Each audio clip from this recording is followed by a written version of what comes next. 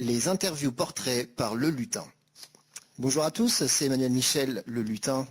Je suis très heureux de vous retrouver pour cette nouvelle interview. Voilà, donc nous avons lancé un nouveau site qui s'appelle www.emmanuel.fr où vous pouvez retrouver toutes les interviews portraits que j'ai réalisées. Je tenais à vous remercier chaleureusement pour les partages, les likes et les commentaires que vous avez faits sur ma page Facebook. Je vous invite à continuer pour donner votre avis sur le site ou à expliquer un peu ce qui vous plaît, ce qui vous déplaît. Enfin bref, laissez-nous vos commentaires sur le site internet www.emmanuelmichel.fr. Et donc maintenant, c'est au tour de notre invité. Aujourd'hui, je reçois la merveilleuse Jocelyne Rousseau. Bonjour Jocelyne. Bonjour Manu Le Lutin. Bonjour. Alors, ça va bien? Ça va bien, et toi? Super. Alors, dis-moi, qu'est-ce qui t'a donné envie de participer à cette émission? Ce qui m'a donné envie, c'est que j'ai rencontré Le Lutin. Oui. Et que ton énergie et ta vibration m'ont donné envie de participer à cette expérience d'interview. Voilà, donc je fais confiance à la vie, je fais confiance à Manu Le Lutin pour me guider et transmettre. Mon idée, c'est vraiment de transmettre la joie, que les expériences peuvent être vécues dans la joie, même celles qui sont difficiles, Oui. à partir du moment où on y trouve un sens. Oui, il faut y trouver le sens derrière la difficulté ou derrière voilà, ce qui se passe de désagréable. Exactement. Ce sont que des apparences. Tout à fait. Ok, bon, on commence fort. Donc alors, tu t'appelles Jocelyne Rousseau. Tu vis où actuellement? Alors actuellement, j'habite à Béziers, Oui. dans le midi de la France. Je suis une émigrante, puisque je suis partie il y a 25 ans du Haut-Doubs, où j'ai passé toute mon enfance et mon adolescence. Et moi, j'avais envie de soleil. C'est où le Haut-Doubs exactement? Moi, le Haut-Doubs, c'est dans l'est de la France, ouais. C'est juste à côté de la Suisse. C'est juste au-dessus du département du Jura. D'accord, et donc tu avais froid là-bas. Voilà, c'est un pays qui est souvent analogué, je ne sais pas si c'est un mot français ça, mais bon, bref, au Canada, parce qu'on a des paysages, voilà, ça peut être 6 mois de neige et 6 mois de neige, quoi. Ah oui. Et moi très jeune, oui, et moi très jeune, voilà, au mois de mai, je me souviens, je partais en stop avec ma meilleure amie et on descendait dans le sud parce que voilà quoi, le soleil. Et donc je suis arrivée il y a 25 ans maintenant. Alors qu'est-ce que tu faisais étant jeune? Si tu peux nous expliquer un peu ton parcours d'enfant, d'adolescente, au sein de ta famille, de tes parents? Alors, je suis l'aînée d'une fratrie de 6 enfants, avec une maman qui était maman au foyer, et à l'époque on disait gardienne agréée, maintenant on dit nourrice agréée, je crois, aux familles d'accueil. Et donc il y avait toujours au moins 2 enfants en plus accueillis dans la famille. Et moi j'avais le rôle de la petite maman, qui remplaçait la maman quand elle n'était pas là. Et ça a été les premiers challenges en fait de ma vie, c'était d'arriver à me faire respecter à me faire écouter d'abord, oui, par des frères et sœurs qui avaient, pour certains, mon frère cadet a 1 an moins que moi. Donc ils avaient beaucoup de caractère, il y avait quand même beaucoup de caractère. Voilà, qui était plus grand que moi physiquement, plus fort, et donc comment on se fait respecter quand on est une toute petite gamine et qui doit rendre des comptes aux parents quand les parents rentrent et qu'il n'y ait pas trop eu de bêtises de fête. Donc voilà, ça c'est pour l'enfance. Après, j'ai passé toute mon adolescence dans le Haut-Doubs. Et ensuite, à la sortie du lycée, donc j'ai commencé à faire des centres aérés. Et c'était vraiment quelque chose qui me plaisait d'animer les centres aérés, de diriger les centres aérés, parce qu'après j'ai passé le BAFD, donc le brevet d'aptitude aux fonctions de directeur de centre aéré, de directrice. Et j'en aurais bien fait mon métier, parce que ça me passionnait ce rapport aux enfants, ce travail d'équipe, avec un sens. C'est-à-dire que voilà, il y avait un projet pédagogique, clairement, en début de centre aéré qui durait 1 mois. Oui. Et ensuite, c'était donner des clés aux enfants, déjà donner des clés. Pour démarrer dans la vie. Qu'ils s'épanouissent, pour que ce soit joyeux et léger, parce que bon, il y a des gamins qui viennent en centre aéré parce que c'est un désir, mais il y a beaucoup de gamins qui sont mis en centre aéré parce que les parents travaillent et qu'ils n'ont pas le choix. Donc c'était faire de ces moments-là des moments agréables, dans l'idée aussi qu'ils aient des souvenirs de construction joyeux, légers. Je le nommais pas comme ça à l'époque, j'étais juste dans le mouvement de ça, quoi. Et ensuite, eh ben, il a fallu gagner sa vie, puisque les centres aérés, ça dure 2 mois l'été. Et donc, je me suis orientée. Dis-moi, t'avais quel âge à ce moment-là? J'avais 18 ans. C'est entre 16 et 18 ans. Et c'est ton premier job? C'est mon premier job. D'accord. Oui, c'est mon premier job. Et tu fais des études pour faire ça? C'est quoi ton parcours scolaire? Alors, c'était un bac B, économie traditionnelle, non. J'ai tenté de devenir éducatrice, mais c'était très compliqué à l'époque de pouvoir entrer en contrat d'alternance. Ça s'appelait pas comme ça. Il y avait très peu d'entreprises qui nourrissaient ce type de formation. Donc, ça n'a pas pu se faire. Et à ce moment-là, j'ai eu une proposition de faire une école hôtelière pour être réceptionniste en hôtellerie de luxe. Et c'est ce que j'ai fait. J'ai passé un CAP en 9 mois au lieu des 3 ans traditionnels. Et ma première étape, ça a été Dijon, où j'ai travaillé 1 an dans l'hôtellerie de luxe. Et puis j'ai rencontré le papa de mes enfants. Et tes parents t'encouragent dans cette voie ou c'est toi qui décides toute seule? Mes parents sont assez surpris parce que l'école, c'est vraiment le type militaire. Et je me souviens de mon père choqué et me disant on aurait voulu te faire ça quand tu étais à la maison, tu n'aurais jamais voulu. Et là, je comprends pas, tu y vas. Et ça a été une école très formatrice au niveau de ma structure intérieure. Parce que tu pensais que tu avais des lacunes de ce côté-là ou... Non, c'est parce que je ne savais pas mettre en place une structure pour avancer et que là, on était obligé. Faire le programme de 3 ans en 9 mois, ça implique beaucoup d'efforts, oui. beaucoup de travail, d'intensité. Et moi, je vivais déjà seule à l'époque. J'avais déjà un appartement. Donc, se retrouver en internat avec 50 autres filles qui ont entre 16 et... Je crois que j'étais une des plus âgées. Oui, c'était... Tu as été vite indépendante, en fait, dans la vie. Tu as été vite lâchée toute seule, à te débrouiller toute seule. Mais c'était un choix. Hein, c'était vraiment un choix. D'abord, c'était un choix qui était implicite parce que mes parents étaient là pour nous élever jusqu'à 18 ans et ensuite on devait voler de nos propres ailes. Ah oui, comme ça arrive régulièrement dans les anciennes familles. Ouais. Voilà, c'est pas l'époque où on avait des tanguis à la maison jusqu'à 27 ans. Hein. Pas du tout, je pense que ça ne serait pas passé. D'ailleurs, là, tu parles de tanguis, mais en fait, je pense que ça peut vraiment aider tout de même que les parents puissent accueillir leurs enfants jusqu'à 25, 27, 30 ans, jusqu'à temps qu'ils en aient vraiment besoin, en fait. Mais je crois que la question fondamentale de ça, c'est pas tant le rapport enfant-parent, c'est surtout la société. Un jeune aujourd'hui qui veut s'installer, prendre un appartement, ben c'est compliqué, quoi. Trouver un appartement avec 2 mois de caution, bientôt on va demander des cautions aux grands-parents, quoi. Ouais. Il arrive un moment, on est dans une société qui fonctionne comme ça, et forcément qu'aujourd'hui, l'appétit d'indépendance que ressent un jeune entre 16 et 18 ans, enfin je crois que tout le monde passe à peu près par là, l'envie d'être indépendant et de vivre sa vie et de devoir rendre de compte à personne, ben, c'est compliqué. Alors les parents qui ont la chance d'avoir un appartement indépendant ou quelque chose qui permet aux jeunes de vivre cette indépendance tout en étant dans la sécurité du foyer parental, ben, c'est parfait. C'est génial. Enfin, il y a quand même pas beaucoup de parents qui peuvent se permettre qui ont les capacités de faire ça aujourd'hui, les capacités financières, j'entends évidemment que dans l'envie moi j'ai toujours beaucoup aimé ce poème de Rudyard Kipling, Tu seras un homme mon fils, que j'ai transposé en Tu seras une femme ma fille. C'est vraiment l'idée de donner des ailes à ses enfants. Mais pour qu'ils puissent avoir des ailes et les déployer, il faut quand même leur donner des racines hyper solides.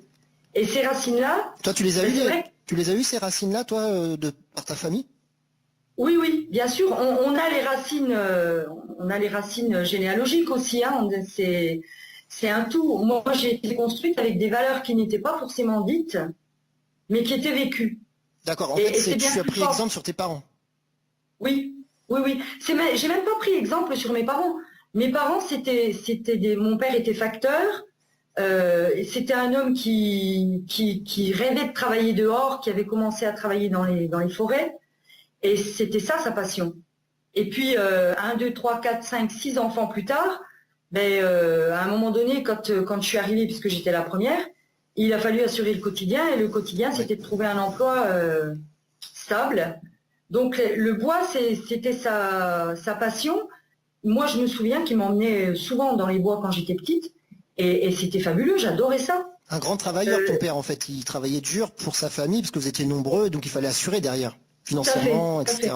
Donc en fait, Par contre, hmm, il a fait des choix pour lui euh, bon, aujourd'hui, il est parti il y a 2 ans, et une fois qu'on perd son père, on relit un petit peu différemment l'histoire familiale.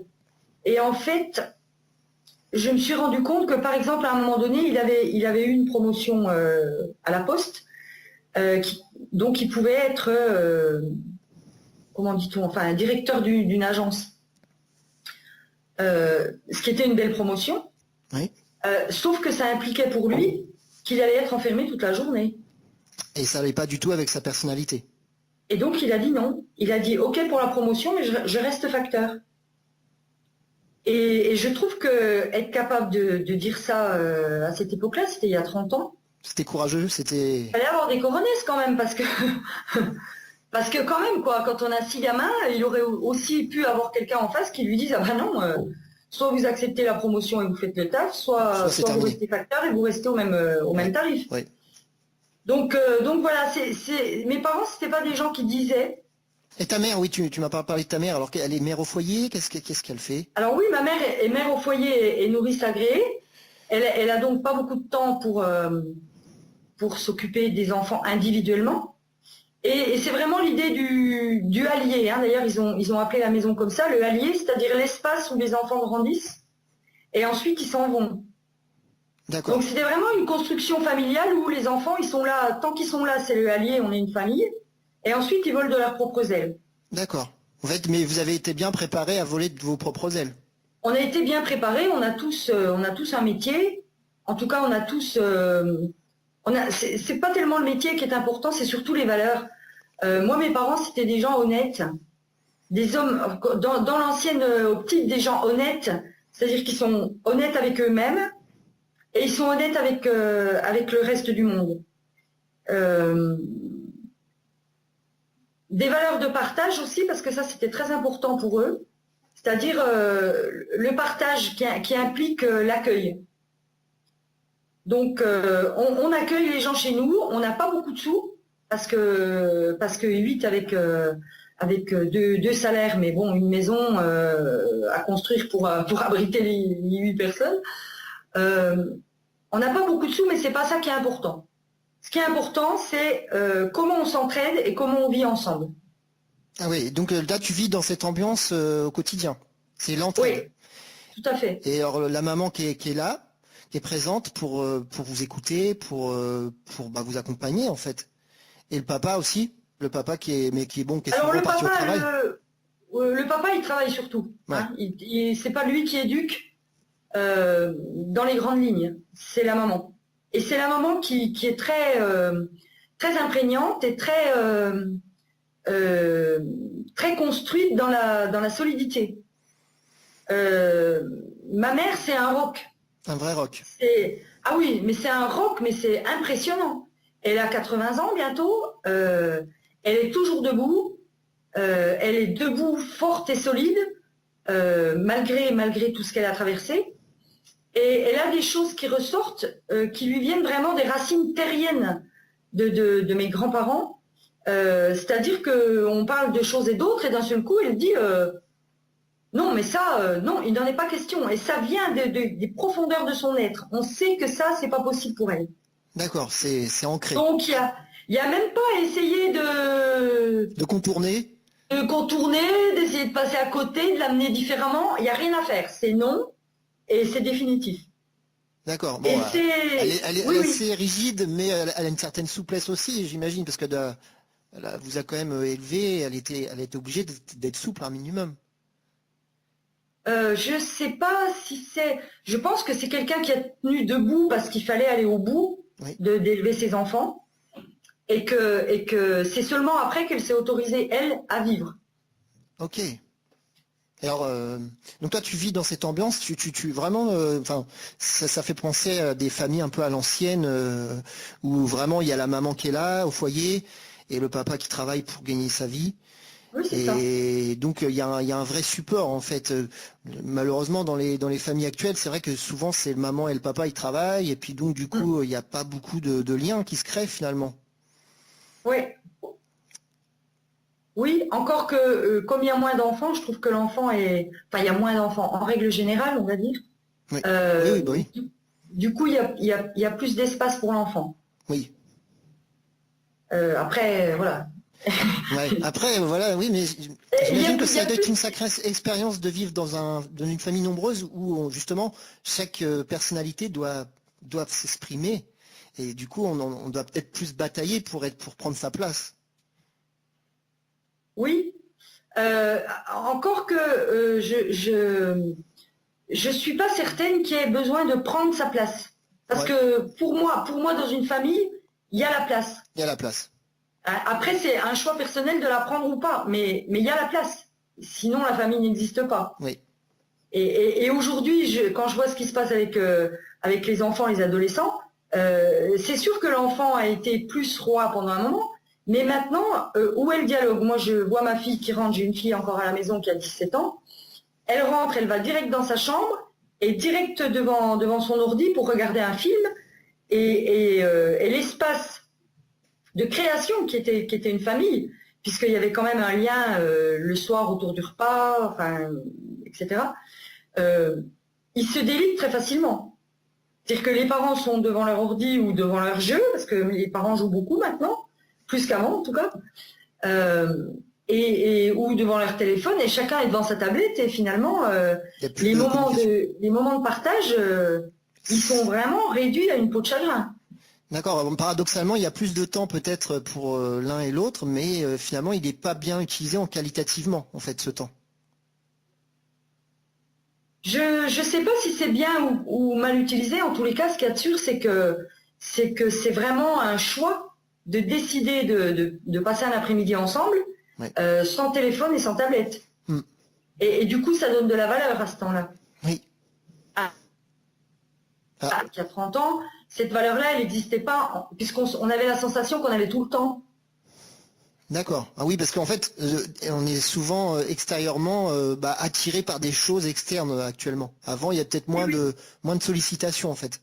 Voilà, exactement. Exactement. D'accord. En fait, c'est Donc à nous voilà, d'équilibrer maintenant. C'est à nous d'équilibrer tout ce qui nous oui, vient, en fait. Ça nous fait travailler encore plus, finalement. c'est à nous d'être plus conscients de ce qui se passe et de se dire est-ce que ça me va ou est-ce que ça me va pas. Ouais. Et ensuite de poser les actions en conséquence. La vie nous fait Parce que travailler. oui, ça nous fait travailler et heureusement parce que le changement d'énergie depuis ces 50 dernières années, on le voit, est quand même fabuleux. Donc on vit beaucoup plus en conscience, mais du coup ça demande aussi une vigilance à ça. Une C'est-à-dire vigilance quel de tous choix les je instants. fais. Hmm. Voilà, Ouais. exactement, exactement. Ah, mais en tout Et cas, je suis aussi content. parce que je trouve aussi que le retour est beaucoup plus rapide. Il y a quelque temps, on posait des actions où on avait des actes ou des pensées ou des intentions qui prenaient prenaient résonance, en fait, qui nous revenaient avec un certain laps de temps. Et maintenant, je trouve qu'à peine l'intention est posée ou à peine l'acte est posé, on a le retour, mais quasiment immédiatement, quoi. Instantanément. C'est assez, voilà. Donc c'est ça qui est intéressant aussi, d'où la vigilance accrue, parce que On n'a plus le attention à ce choix. qu'on fait, On quoi. n'a plus le choix. Voilà, on n'a plus le choix, exactement. Il faut y aller. Non, alors en plus, je reviens sur on n'a plus le choix. Bien sûr qu'on a le choix. Oui, oui, On a oui. toujours le choix. C'est juste qu'on a des personnes qui vont continuer à être dans ce que j'appelle les victimes, à se dire il arrête pas de m'arriver des trucs, Oui, mais enfin, bon, on regarde peut-être qu'est-ce qu'il y a à la base de ça. Et puis, à partir du moment où tu conscientises ça, eh ben, les retours vont peut-être être différents. Peut-être ils vont être différents. Mais ça vaut peut-être le coup d'essayer, quoi, avant d'être carrément au fin fond de la piscine. Ouais. On n'est pas obligé d'aller jusque-là pour comprendre. Je suis content d'avoir abordé ce thème de la famille avec toi. C'est un sujet que je trouve intéressant. Alors, en introduction, en plus, voilà, on commence au début quand tu es enfant, ado et tout. Et donc là, alors, on va peut-être avancer un peu. Alors donc tu pars faire des études pendant 9 mois, c'est ça? Et c'est des études qui prennent 3 ans normalement, c'est ça? À Dijon. Voilà, donc je réussis brillamment, mais au même titre que les 50 autres personnes qui étaient dans cette promotion. Alors tu fais quoi dans ces études? En quelques mots. Ça s'appelle un CAP employé d'hôtellerie, je crois, option grande hôtellerie. Donc ça veut dire qu'on est placé immédiatement dans des hôtels, dans des châteaux relais ou dans des hôtels 3 ou 4 étoiles. Et on est tout de suite chef de quelque chose. On est ou gouvernante, c'est-à-dire c'est celle qui gère les femmes de chambre, ou réceptionniste, et donc il y a le rôle d'accueil des clients. Et je fais ça pendant un an et demi. Et comme j'ai rencontré le père de mes enfants dans l'intervalle qui me propose de partir en Afrique avec lui, eh ben, je décide d'arrêter et de partir en Afrique. Tu pars en Afrique, juste oui, après, juste après. Voilà.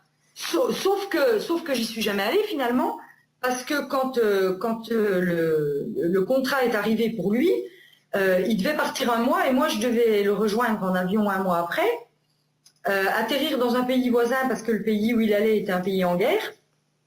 Et donc j'ai eu très peur et j'ai dit non, finalement, non. Et alors tu regrettes, c'est un de tes regrets de ne pas être parti là-bas? Ah non. Non, moi j'ai pas de regrets, hein. Pas du tout, ça sert à rien. Ce que je me dis, c'est que après je passe un moment dans la grande distribution, je deviens gérante d'un magasin d'alimentation, d'un petit magasin d'alimentation à Dijon. Et on fait ça pendant un an et je m'éclate, même si c'est beaucoup d'heures de travail, mais je m'éclate parce que le contact avec les personnes. D'accord, donc là tu te rends compte qu'en fait, c'est pas forcément l'hôtellerie, tout ça, mais en fait ce qui te plaît, c'est le contact avec les humains depuis toujours. Voilà, exactement. Exactement. Et que c'est plutôt vers ça que j'ai envie d'aller, mais bon, il faut manger, donc on fait ça. Et puis on a une opportunité pardon, je rapide parce que sinon c'est une heure, j'ai une très longue vie, donc on a une opportunité de partir dans le Midi, et on l'a saisie, et on arrive dans le Midi dans les années 80-86. Et on s'installe ici et on continue de travailler dans l'alimentation. Ensuite, je crée une aire naturelle de camping, donc un accueil dans le parc du Haut-Languedoc, avec l'idée d'accueillir des enfants ou des adolescents, de faire des journées cueillettes de fruits et confitures. Donc là, tu as ton côté d'adolescente qui a commencé là-dedans, voilà. Et qui revient. Là, tu as envie d'être de nouveau au contact des enfants. Voilà. Sauf que les lois ont changé et que c'est pas possible. En tous les cas, c'est très compliqué. Ça demande beaucoup d'investissement en termes d'infrastructure, donc je fais pas. Et puis bon, les années passent. J'ai 2 enfants, 2 filles à 10 ans pratiquement d'intervalle. Et puis à un moment donné, je m'aperçois que je suis en train de mourir à moi-même. Ah. Et j'ai 42 ans et je décide de divorcer. T'as l'impression que ça avance plus? Ah, c'est pas j'ai l'impression que j'avance plus. Je sais que si je continue comme ça, je meurs. Ah oui, tu te sens vraiment très mal là, à ce moment-là. Ah oui. Donc j'ai vécu 10 ans au milieu des bois, les premières années sans eau et sans électricité. Ça a été une expérience formidable parce que du coup j'ai... Toute seule à ce moment-là? Je suis avec mon mari, mais mon mari est beaucoup en déplacement. En Espagne, au Portugal, en Italie, en France. Et donc, je suis seule au milieu des bois avec ma fille aînée, à 4 km du premier village. Et on apprend à vivre comme ça. En indépendance, un peu en autarcie. En autarcie, complètement. Ah oui. Et surtout... Et alors, qu'est-ce qui a motivé cette expérience? En fait, ça vient d'un moment où on travaille tous les deux avec mon ex-mari, où notre fille a 2 ans, quelque chose comme ça. Et il travaille dans une entreprise qui est en redressement judiciaire. Et donc, aucun des employés n'est payé pendant 3 mois. Pour autant, ils ne peuvent pas ne pas aller au travail, parce que sinon, au niveau de la législation, l'entreprise peut se retourner contre eux pour mise en cause de l'entreprise. Oui. Donc, on vient d'acheter une maison, on vient d'acheter une voiture, donc pendant 3 mois, comment on fait? Donc on fait attendre les créanciers, on arrive à gérer tant bien que mal, mais en tous les cas, ce qu'on se dit, c'est que de notre vie, plus jamais, on ne sera dépendant de choses extérieures à nous. Oui. Puisque même en travaillant, et je vais dire mon mari allait au travail en vélo à 10 km parce que on n'avait plus d'essence pour mettre dans la voiture, quoi. C'est aussi simple que ça. Hein. Donc ces 3 mois-là ont été très difficiles. En plus, c'était une fin d'année, donc avec Noël au milieu. Et on s'est dit, alors on vend la maison et on achète un petit bout de terrain et on voit. L'idée, c'était, on va pas avoir les moyens d'acheter une maison tout de suite, cash, donc on va se la faire. On fait avec ce qu'on a. Oui, et on va se la construire nous-mêmes. Et c'est ce qu'on fait. Et donc, les premières années, on habite dans une caravane sur le terrain, et on monte la maison petit à petit, et on est dans la maison, et du coup, plus de loyer à payer, juste la voiture, et mon mari crée son entreprise, et on travaille comme ça, et il démarre vraiment avec rien du tout, sachant qu'il travaille avec les grandes surfaces et qu'on est payé à 90 jours. Donc ça veut dire que pendant les 3 premiers mois, il faut quand même manger, oui. Nourrir les enfants, mettre de l'essence dans la voiture pour aller faire le travail, payer l'hôtel puisqu'il est en déplacement. Et donc... Et alors vous êtes fiers à ce moment-là? Vous êtes fiers de votre projet, qu'il ait abouti? Ah non, on n'est pas fiers là. Là, on n'est pas fiers du tout. Là, on est dans le truc, il faut qu'on s'en sorte. Et on n'a pas d'autres moyens. Vous êtes vraiment dans la survie. On est dans la survie, absolue. Je me souviens qu'il partait faire ses déplacements en 2 chevaux, qu'il faisait je ne sais pas combien de kilomètres en 2 chevaux. Alors bon, il faut vouloir. Hein. Quand il était à 400 kilomètres, je me souviens qu'un week-end, les sièges de la 2 chevaux sont complètement défoncés.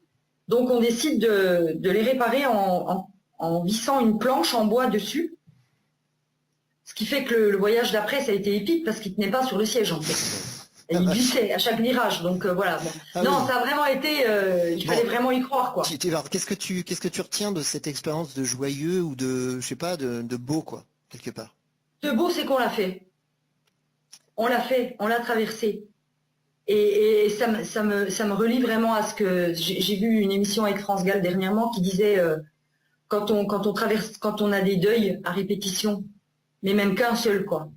C'est comment les gens vivent ça, et si le message c'était juste comment on traverse ces épreuves, et pour quand on est dans le feu de l'action et qu'on sait que c'est la survie, on ne pense qu'à la survie, on se projette pas, est-ce que ça a un sens, pas un sens, on est dans la survie, il faut y arriver coûte que coûte. On est un peu dans le go là, on y va.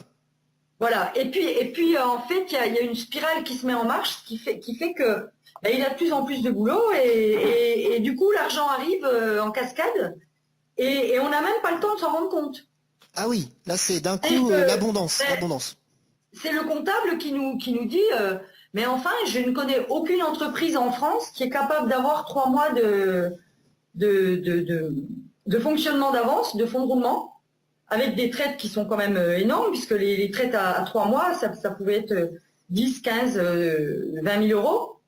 Et vous arrivez à faire, mais comment vous faites, quoi? Vous êtes, mais vous mériteriez de donner des cours à la CCI pour transmettre ça. Alors toi, pendant cette expérience-là, toi, tu continues. Alors tu fais quoi? Tu t'occupes de tes enfants? Alors moi, j'ai beaucoup de boulot, pas reconnu, mais je travaille beaucoup. J'ai mes enfants déjà, donc ça veut dire les emmener à l'école tous les matins et retour. Ensuite, je crée des... Je suis au milieu des bois, donc je commence à découvrir la nature, qu'est-ce que c'est, et je commence à faire des huiles de millepertuis. Des quoi De l'huile de millepertuis. Ouais. donc qui sert à soigner les brûlures et les choses comme ça, du vin de noix, enfin je fais avec ce que j'ai autour de moi. Et en fait les gens viennent m'acheter. Et tu te fais connaître comment? Ben, je fais rien, c'est-à-dire que on a investi au fur et à mesure des rentrées d'argent, donc on a construit un gîte et on a acheté une petite maison qu'on a retapée, donc on la loue pendant l'été et en fait le camping fonctionne qu'à un quart, mais le peu de personnes qui viennent, je fais toujours un pot d'accueil avec mes produits forcément, et les gens repartent et ils m'en achètent pour plus que ce qu'a coûté leur camping. Oh, génial. Donc, je mets en place un système qui permet aux familles de la CAF, c'est-à-dire les gens qui ne peuvent pas partir en vacances et qui ont des aides de la CAF, je fais un tarif camping pur et je fais un tarif camping plus, on va dire, où il y a intégré dedans un petit déjeuner et un repas. D'accord. Ce qui fait que j'ai des groupes qui arrivent et puis dans l'intervalle, on a construit une piscine. C'est à l'année, Donc, ça? Oui, non, c'est pas l'année, c'est d'avril à septembre. D'accord. Mais j'ai des groupes qui arrivent qui ont pas les moyens de partir en vacances, qui donc bénéficient, parce qu'il y a un petit snack sur le camping, d'un repas par jour et d'un petit déj. Donc, pour le prix du camping, ils sont nourris, logés, presque blanchis, j'ai envie de dire. Voilà, et ça fonctionne très bien. Sauf qu'à ce moment-là, moi, je commence à plus trouver de sens à ma vie. Ah, même avec les produits que tu fabriques, les choses que tu fabriques sur place. Oui, parce que ça ne peut être quelque chose qui n'est construit qu'à côté de l'activité du mari. Et le mari, en l'occurrence, je m'occupe de toute la compta, je m'occupe des DIA, donc pas des DIA, pardon, de ce qu'il faut faire quand il embauche des gens en intérim et tout ça. Donc ça demande beaucoup de temps aussi, de la facturation. Enfin, Et c'est pénible, c'est pénible. Toi, ça te saoule. C'est pas pénible, c'est que quand le travail que tu fais est reconnu, ben, tout va bien. Mais Oui. quand en plus le retour c'est que tu ne fais rien, bon, il arrive un moment, c'est moyen quand même. Et donc à un moment donné, je me dis, c'est aussi clair que ça. La famille pour moi était une construction extrêmement importante. Et à un moment donné, il y a un point de bascule qui est je ne peux pas continuer à élever mes filles en leur disant que la vie d'une femme, c'est ça. Tu n'avais pas l'impression d'être exemplaire par rapport à tes enfants? Ben non, parce que leur père rentrait, quelle que soit l'heure à laquelle il rentrait, il fallait préparer le repas, ça pouvait être 10 heures du soir. Et ma vie personnelle, elle était complètement niée. Il n'y avait plus le dialogue. Il n'y avait pas le dialogue. Il n'y avait pas le dialogue. Non, il y avait le dialogue depuis longtemps. En fait, et est-ce que tu avais connu, toi? Pourtant, toi, tu avais connu ça. Voilà, à un moment donné, je prends conscience que ma famille, en fait, elle n'existe pas. Elle n'existe que dans ma tête. Ouais. En fait, en vrai, elle est pas là, quoi. Et quand je dis, quand je dis ça, je prends ma part de responsabilité. C'est-à-dire que c'est moi qui ai accepté et qui ai pas dit stop à un moment donné. Donc, ma seule façon de dire stop à un moment, parce que c'était une question de vie ou de mort pour moi, ça a été de me dire, est-ce que c'est comme ça, est-ce que j'ai envie que mes filles reproduisent ce schéma-là, ou qu'elles soient tellement dans la détestation de ce schéma qu'elles vont être des femmes effroyables pour leurs compagnons. Ouais, non, faut mieux pas là. Donc là, le choix, il est fait en un instant. D'accord. Et donc, je pars. Ouais, tu pars. Et voilà, je pars et avec mes enfants. Et je me dis, qu'est-ce que je vais faire comme travail, sachant que si je trouve un travail salarié dans Midi, ce qui est quand même pas gagné d'avance, je vais donner la moitié de mon salaire à des personnes qui vont garder mes enfants. Donc tu commences des jobs, à droite à gauche ou? Alors je fais un suivi avec le Pôle emploi qui me dit vous avez droit à 2 ans de chômage, mais vous avez surtout droit à une formation. Donc je fais un point, un bilan de compétences, et là je m'aperçois que j'ai des compétences alors que mon estime de moi et ma confiance en moi à ce moment-là, elle est à moins 500, quoi. Et quand la personne me donne le bilan de compétences en fin de bilan de compétences, je me retourne en me disant c'est pas à moi, elle n'est pas en train de parler de moi, quoi. Ouais, pour toi c'était pas possible, c'est pas moi. Voilà. Ça. Et si pourtant. Et donc je décide de me lancer comme commercial dans l'immobilier. parce que ça va me laisser une latitude au niveau de la gestion du temps formidable et que donc je pourrai avoir du temps pour mes enfants quand elles sortiront de l'école. Et je démarre et je me dis, j'ai 6 mois pour réussir. Tu te lances toute seule ou tu pars en entreprise? Ah ben, je pars avec un patron qui est agent immobilier et moi je suis commerciale, mais je suis libre. D'accord. De mon temps, c'est moi qui paye Agent tous les commercial. frais, je suis indépendante, agent commercial. Ouais. Et au bout de 2 mois, je fais ma première vente et je me dis, trop facile quoi. Trop facile. Donc voilà, et ça avance comme ça au point que 5 ans après, je décide de créer mon agence. Ah oui. Et je crée mon agence pour aider des femmes qui se retrouvent dans la même situation que moi il y a 5 ans, à redémarrer une nouvelle vie et à pouvoir subvenir à leurs besoins, aux besoins de leurs enfants. C'est dicté par le cœur là. Oui, sauf que ça dure 2 ans et que j'arrive à un point où je suis presque obligée de fermer l'entreprise parce que les personnes qui travaillent avec moi, ben, elles sont toutes au RSA. Il y en a une seule qui fait une vente, donc elle gagne 5 000 € d'un coup. Et elle me dit clairement, bah cool, moi j'ai assez là. Ah bon? Et oui, bien sûr. Des femmes qui sont habituées au RSA, à vivre avec le RSA depuis des années, parce que c'était des années, et ben 5 000 € qui arrivent, c'est juste pas possible, quoi. C'est miraculeux, c'est... Voilà. Donc moi, du coup, l'entreprise ne tourne pas, parce que je passe beaucoup de temps à les former, à les accompagner, à les aider, et que je suis sur les routes toute la journée, mais que du coup, moi, je fais plus mon travail de commercial, puisque j'ai plus le temps. Donc en fait, on perd un peu l'ambition, en fait, en étant dans le RSA trop longtemps, c'est ça que tu veux dire? C'est pas qu'on perd l'ambition, c'est que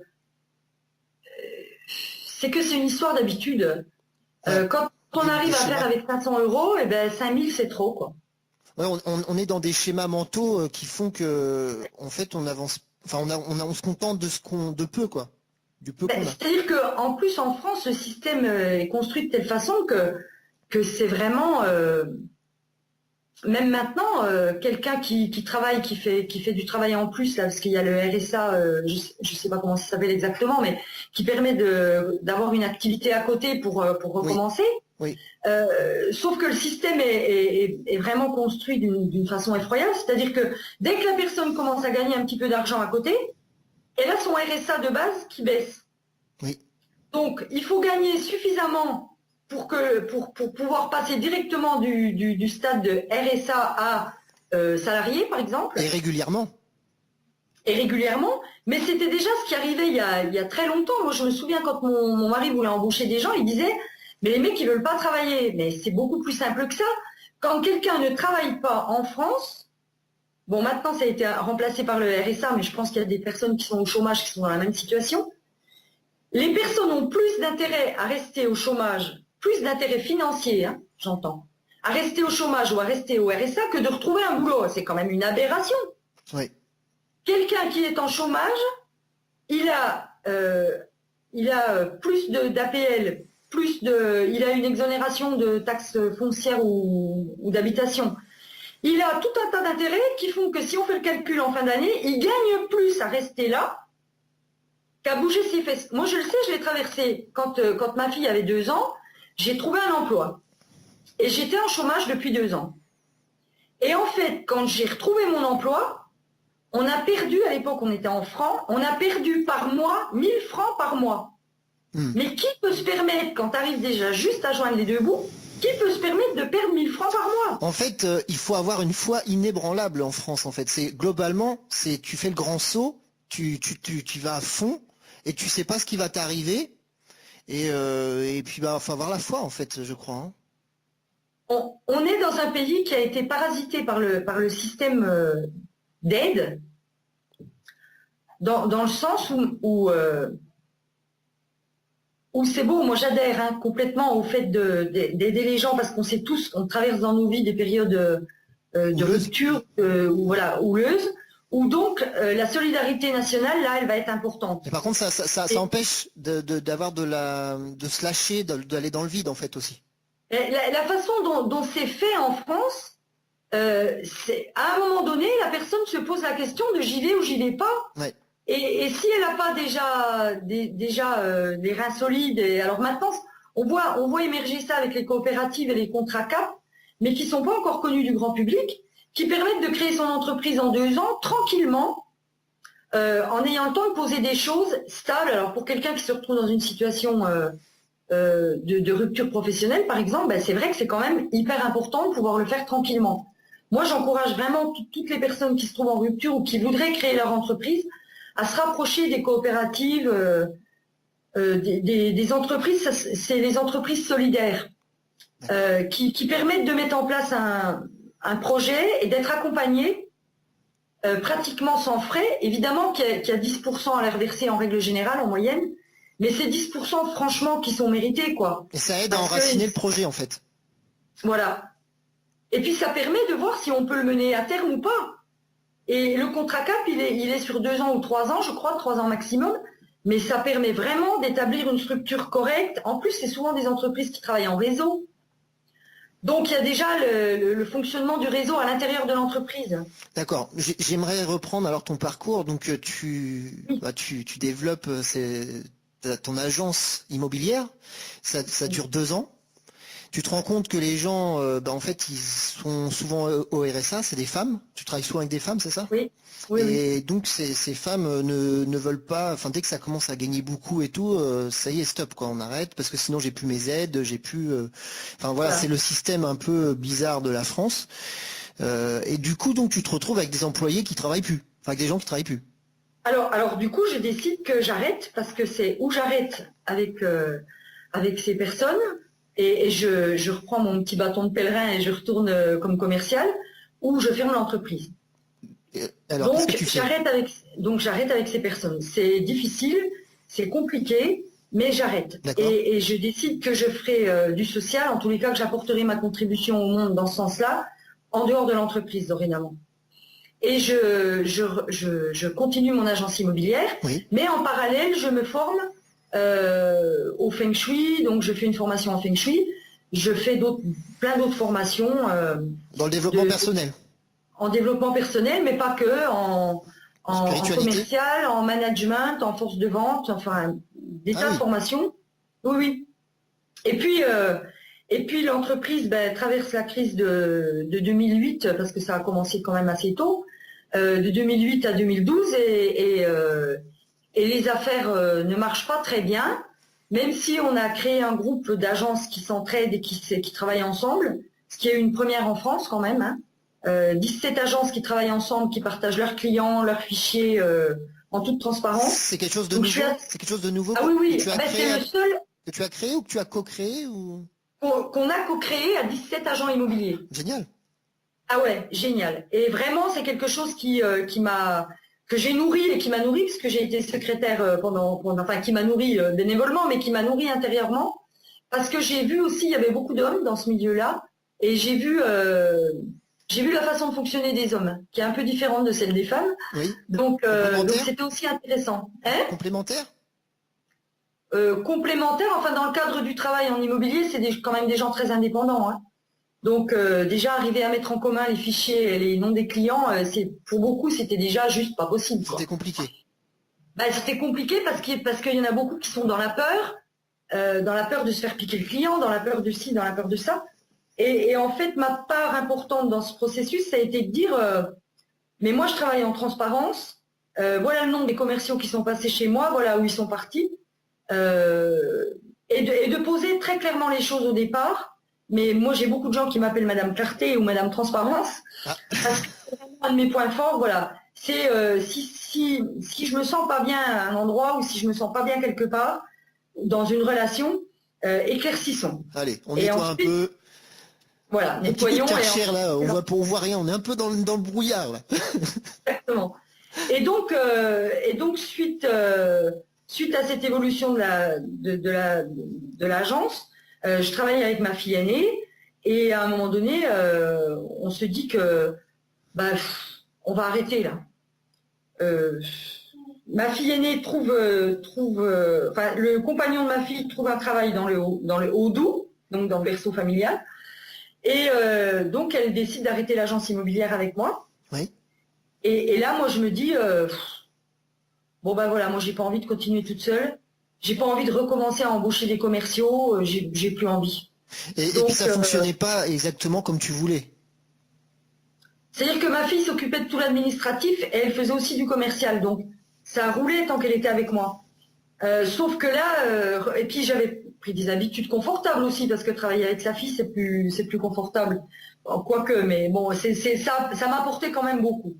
Et donc du coup, je me dis, moi, j'ai pas envie de recommencer tout le cursus, d'embaucher des commerciaux avec ce système de Alors commercial. tu décides de faire quoi alors? Tu te lances dans quoi? Donc je décide que j'arrête et que je vais voir ce que la vie me propose. Ah oui, tu fais comme un break et tu vois, tu te laisses Je me porter. dis, moi, qu'est-ce que j'aime faire le plus? En fait, dans l'intervalle, arrivent des élixirs minéraux. Parce que je fais une formation en lithothérapie et qu'un jour, la lithothérapeute qui nous forme me demande de lui faire un élixir de nettoyage pour ses cristaux. Oui. Et que moi, je n'ai aucune idée de ce que c'est, comment ça marche. Oui, je sais ce que c'est les huiles essentielles. Oui, je vois qu'elle a des produits qui servent à nettoyer, mais pas plus. Donc, je commence à me renseigner. Et puis un beau jour, je me lance et je me dis... T'as un appel? Est-ce que tu t'es comme appelé dans cette activité ou vraiment t'as des affinités? Appelé, c'est un grand mot. Je sens que c'est le moment. Oui. Donc je dis, je fais. Je sens que c'est quelque chose qui me traverse, qui est pas... si je dis qu'il y a une petite Jocelyne et une grande Jocelyne, par exemple, je sais que ça part plutôt de la grande Jocelyne que de la petite. D'accord. Et que la petite, elle a juste à être alignée pour que ça passe. D'accord. Donc, bon, alors après, les gens l'appellent comme ils veulent, l'inspiration divine, Oui. un message de l'univers. Les mots sont pas très importants, c'est vraiment... Donc du coup, tu sens quand même un appel quelque part, c'est ton grand toi. Oui, on peut le dire comme ça aussi, oui, moi ça me dérange pas, ça. Mm. Voilà, donc je fais des élixirs. Et je crée des élixirs et je me régale. C'était quand ça? Alors ça, je sais pas dater, mais je pense que c'était un peu avant que j'arrête l'agence immobilière. Dans les années 2005, 2010? J'ai arrêté en 2012 l'agence immobilière, donc plutôt 2010, ouais. Ok. Voilà, et je crée ces élixirs et je me régale, et je suis partie pour faire 3 millions d'élixirs. Alors c'est quoi un élixir? Alors un élixir, c'est une préparation énergétique à base de la vibration de la pierre, c'est-à-dire de l'information que transmet la pierre. Et n'importe quelle pierre? N'importe quelle pierre, oui, n'importe quelle pierre. Tu travailles avec toutes les pierres? Non, chaque pierre a une vibration particulière. Oui. D'abord parce qu'elle est construite, elle est faite de fer ou de zirconium, ou enfin je sais pas, de tourmaline, enfin bon, elle est faite de différents métaux. Je sais pas trop ma partie, ça, c'est très scientifique. C'est technique, donc, ouais. Le scientifique, ça m'ennuie un peu. Oui, c'est un peu embêtant. Donc, voilà. Je suis d'accord avec toi. Elle a une construction cristalline qui est très importante aussi, mais tout ça, je l'apprends en lithothérapie. Et donc, je me dis, ah ben oui, alors si chaque pierre a une petite musique qui rentre en résonance avec nos cellules, par exemple, si on parle du calcium, par exemple, une pierre qui apporte le calcium va permettre de rétablir une bonne énergie, une bonne vibration au niveau du calcium qui pourrait être défaillant, par exemple, dans notre corps. Oui. Donc, je pars de là. Et donc, les élixirs, je les prévois pas. C'est-à-dire, ça se prévoit sur un mois, parce que je travaille sur un mois avec les lunaisons et tout ça. Tu travailles en accord avec les rythmes de la Lune. Avec les rythmes de la Lune. Les rythmes de la Lune et du Soleil aussi. D'accord. Donc en fait, je prépare tout ce qu'il faut la veille, parce qu'il y a 2 jours dans le mois uniquement où je peux le faire. Non. Comment ça se fait? Parce que c'est ce moment-là où la force de la transmission va être la plus puissante.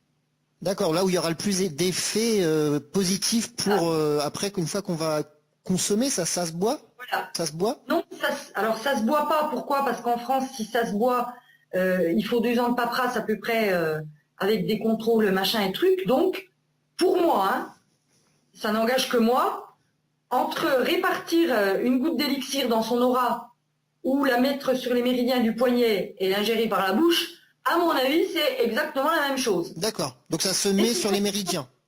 Voilà. Comme j'avais pas vraiment envie de passer 2 ans dans la paperasse, parce que plus on avance en âge et plus on se dit, voilà, est-ce que j'ai envie de ça ou pas? Eh ben non, moi pas. C'est d'être pragmatique. Voilà. Donc je vais faire quelque chose qui sera pas ingérable. Après, les gens en font ce qu'ils veulent.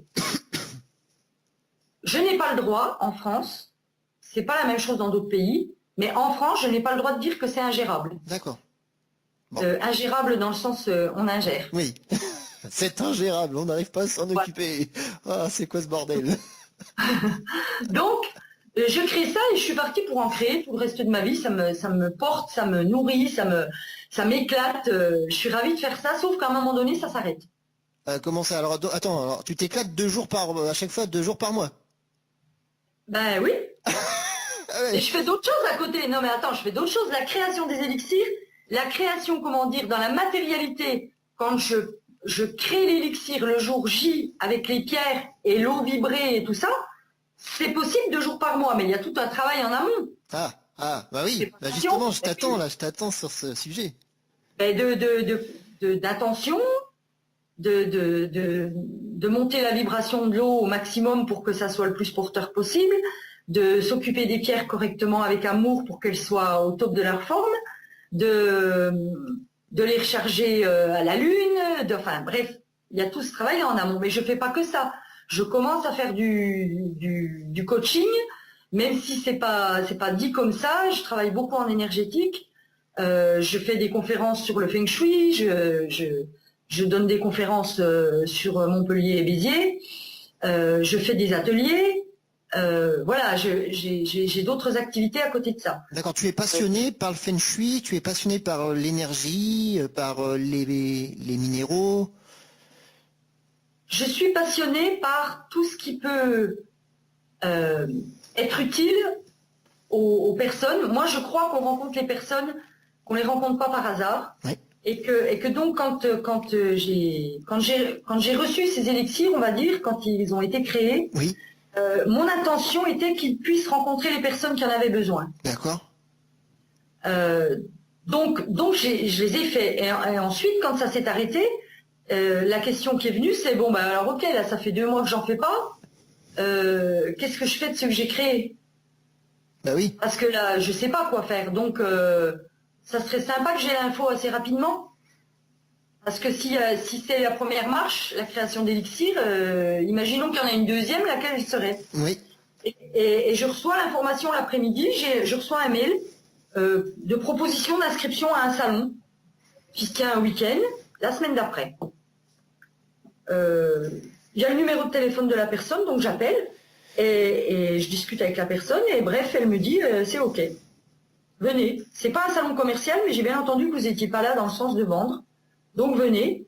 Et c'est un salon où il y a des thérapeutes, des coachs, des gens qui proposent des produits plutôt en médecine alternative, enfin des choses comme ça, des soins avec des bols tibétains, des choses comme ça. Moi, je me suis aussi formée à ça. Ouais.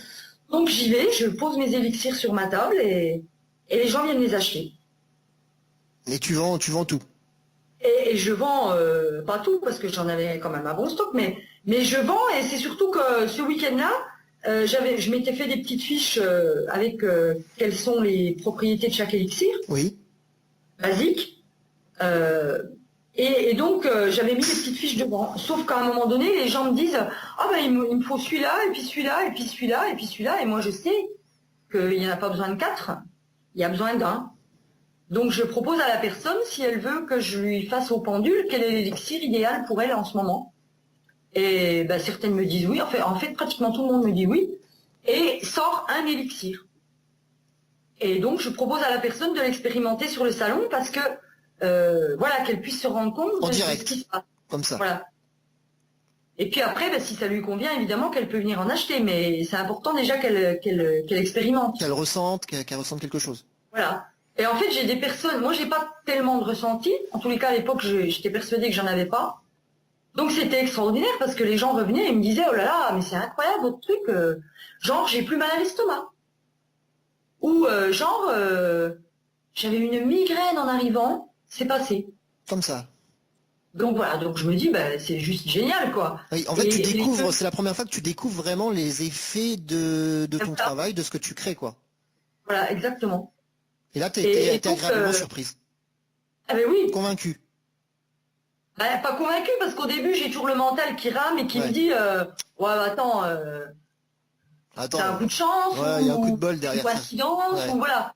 Sauf que comme pendant les 2 années qui suivent je fais pas mal de salons, et que j'ai des retours de plus en plus forts, c'est-à-dire que j'ai l'impression que les gens, en plus depuis ce début d'année, là, avec tous les événements qu'il y a eu d'éveil des consciences avec Charlie et compagnie, c'est absolument fou. Moi, j'ai fait un salon là, il y a 15 jours, mais j'avais jamais vu ça, quoi. C'est-à-dire que, quelle que soit la personne qui s'est présentée au stand, d'abord, j'avais pas fait un stand d'élixir, j'ai fait une conférence Feng Shui. D'accord. En prenant des... Et donc, conférence qui devait durer 1 heure. C'est quoi le Feng Shui en quelques mots? Le Feng Shui, c'est une science qui a été initiée en Asie et qui permet de... C'est un outil très scientifique, le Feng Shui. C'est vraiment très précis, très rigoureux, très... C'est quoi la finalité? Qu'est-ce que ça apporte La dans finalité, vie? c'est harmoniser les énergies d'un lieu de vie. Ouais, d'une personne? De façon... Alors, non, c'est vraiment les lieux. C'est les lieux. D'accord. Le tai chi, voilà, on a la version Feng Shui pour les maisons, enfin pour les lieux de vie ou de commerce, oui, ou de travail. Et le tai chi, c'est le correspondant pour le corps physique. Donc en fait, je me suis aussi formée au tai chi, et ça fait 15 ans que j'en fais. Et donc, en fait, ça permet d'harmoniser les énergies, d'équilibrer les énergies. C'est-à-dire qu'on sait que quand on arrive dans une maison, par exemple, elle peut être chargée d'énergies qui ne nous conviennent pas. Des anciennes mémoires, des mémoires anciennes. C'est ça, des anciennes mémoires, par exemple, ou des mémoires émotionnelles des anciens occupants. Et ça peut, et c'est intéressant de se dire que est-ce qu'on a envie de vivre là-dedans? Est-ce que ça nous correspond? Ça peut, hein. Il y a des fois, ça arrive où ça correspond. Ouais. Mais est-ce que c'est rare ou c'est... Enfin, je veux dire, est-ce que ça correspond rarement ou alors ça correspond pas souvent?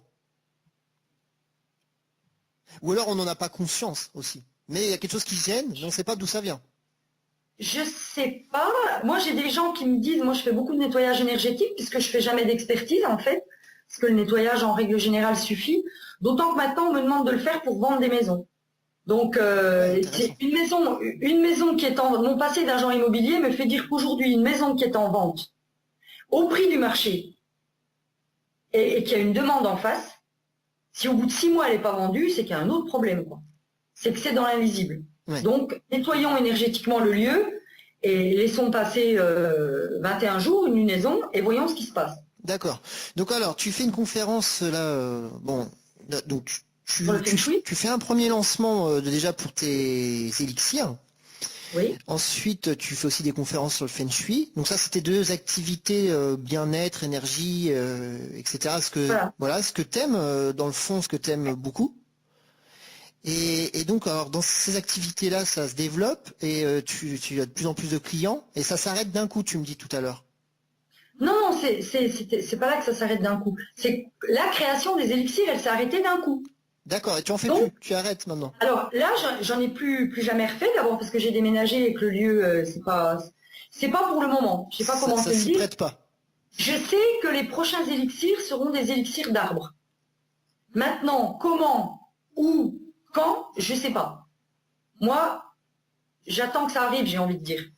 Je fais ce que j'ai à faire chaque jour, et ça peut être des petites choses comme des grandes choses, que ça peut demander beaucoup de temps comme pas beaucoup de temps. Je fais ce que j'ai à faire. Je sais, quand je me lève le matin, qu'est-ce que j'ai à faire aujourd'hui? Eh ben, ça peut être envoyer un élixir à quelqu'un, ou... Parce que tu as encore du stock d'élixir. Oui. D'accord. Et alors donc pour l'instant, tu n'as pas refait depuis combien de temps? Tu n'as pas refait d'élixir là? 1 an et demi, je pense. 1 an et demi, ah oui. Ah oui. D'accord. Donc il y a eu un moment, stop. Donc tu sais que ça marche. Et tu sais. Et je continue de faire les salons. Ouais. Et du coup, il y a 1 an et demi, je me forme au coaching. Et au coaching d'abondance financière. D'accord, ça c'est quelque chose qui t'appelait aussi, tu avais envie de coacher les gens. Oui, mais quand j'ai vu la formation, je savais que c'était pour moi.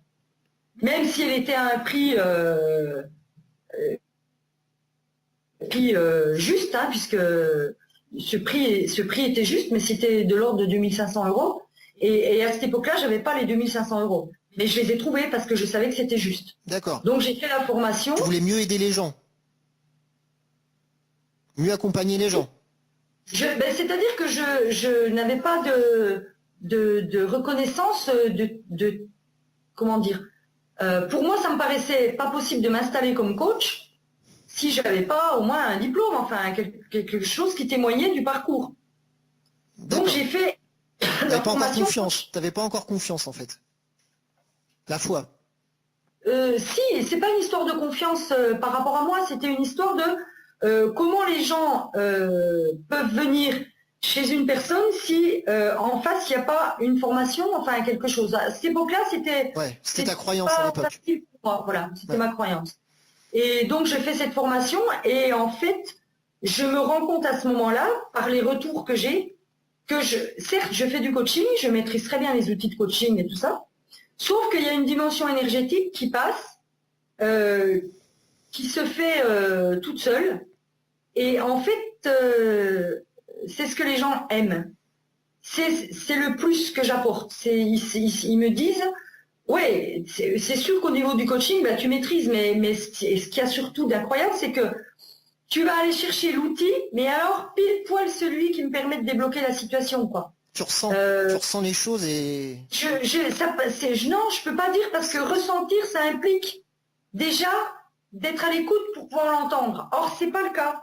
Je me laisse complètement guider par l'intuition. Ouais, tu te laisses porter.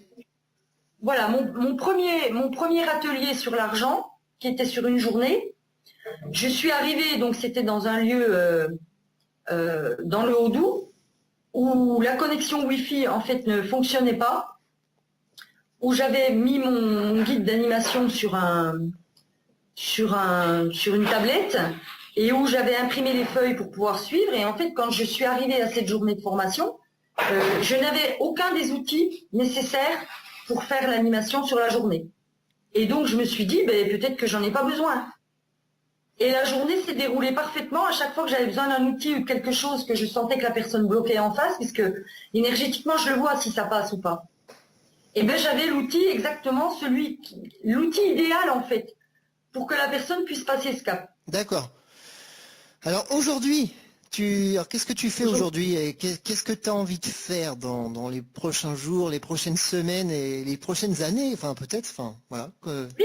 C'est quoi tes projets? Aujourd'hui, je vais profiter du soleil parce qu'il fait très beau dehors. Oui. Il doit faire à 20 degrés. Donc je vais aller me caler au pied d'un arbre cet après-midi. Tu prends soin de toi. Voilà. Sinon, j'ai des ateliers, des ateliers, ce que j'appelle des ateliers des espaces VIP. Donc il y a toutes les informations sur mon site. Oui, alors donne-nous l'adresse de ton site, ouais, justement. Voilà, www.jocelynerousseau.com. D'accord. JOCELYNEROU2SEAU. Oui. Et donc je fais plein de choses, mais c'est surtout que je me laisse guider maintenant pour aller vers ce en quoi je peux être le plus utile. Oui, ton plus grand souhait alors pour les prochains mois, par exemple. C'est pouvoir être le plus utile au plus de monde possible. D'accord. D'où l'idée de faire des ateliers de groupe, parce que l'énergie du groupe permet de décupler les prises de conscience et que c'est ça qui me fait vibrer, moi. Bien sûr que je reçois toujours des personnes en individuel, oui. Mais le groupe, quoi, c'est juste c'est une autre énergie. Ouais, ce qui se passe en groupe.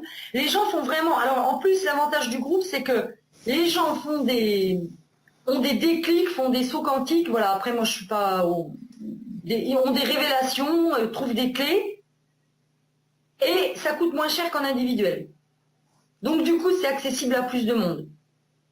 Donc, voilà, je me suis aperçue aussi que je faisais beaucoup de journées de formation, des journées, et qu'en fait, maintenant, je vais les proposer sur 2 demi-journées. En fait, 2 fois 3 heures à une semaine d'intervalle, parce que justement, dans le respect du rythme de chacun, il y a des gens pour qui la révélation, c'est claque tout de suite pendant le moment, et il y en a d'autres pour qui il y a besoin d'un peu plus de temps. Et donc, ce temps entre les 2 périodes de 3 heures permet aussi d'avoir un suivi dans le sens où la personne va avoir un travail à faire dans l'intervalle. Un travail. J'aime pas ce mot-là qui est connoté à torture, puisque étymologiquement c'est torture. Donc il va avoir un exercice à faire ou une action à poser. Oui. Cette action lui permet de poser la vibration de la nouvelle personne qu'elle est devenue, suite à l'atelier, par exemple, à la prise de conscience qu'elle a eue.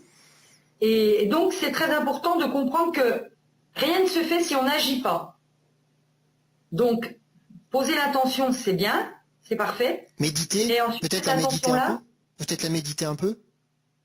oui, mais ce qui est surtout important, c'est qu'il y a une action derrière. Qu'il soit posé. Soit En posé. lien avec, avec cette nouvelle vibration. Exactement, exactement. Et quand l'action est posée en lien avec la nouvelle vibration, eh ben, on passe une étape de plus. Et le deuxième rendez-vous, une semaine après, pour les 3 heures suivantes, eh ben, on a déjà beaucoup nettoyé, quoi. D'accord.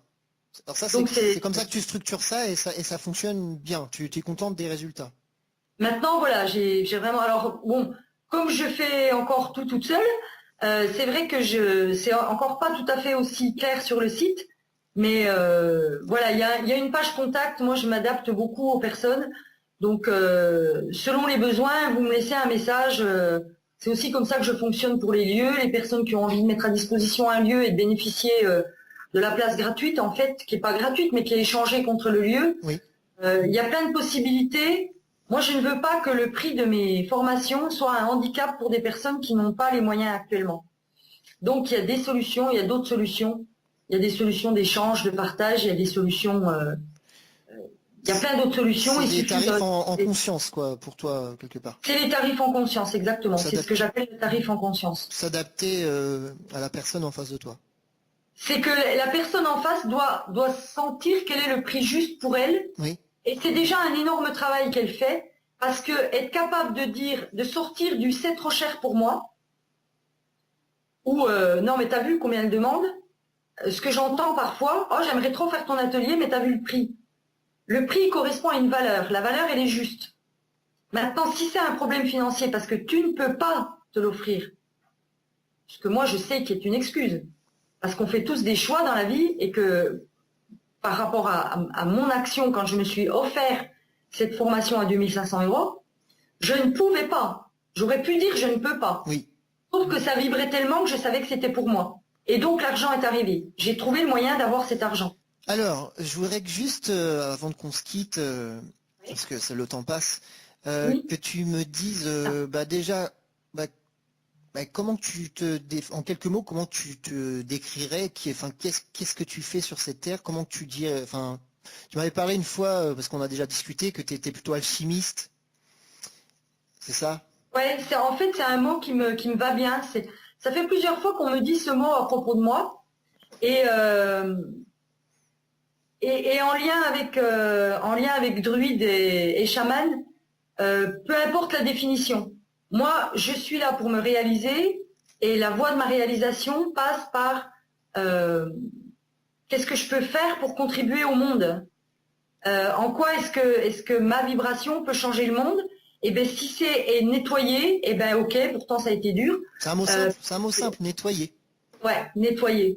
Et accompagner les personnes à développer la meilleure version d'elles-mêmes, à développer leur entreprise en corrélation avec qui elles sont, et non pas j'ai un travail, mais en fait je suis quelqu'un autrement à l'extérieur de mon travail. C'est réunir ces deux parties, et surtout le lien, c'est savoir que quand on réunit les parties de nous qui paraissent disjointes, eh bien l'unité peut se faire à l'intérieur de nous, et du coup, tout ce qu'on fait prend sens.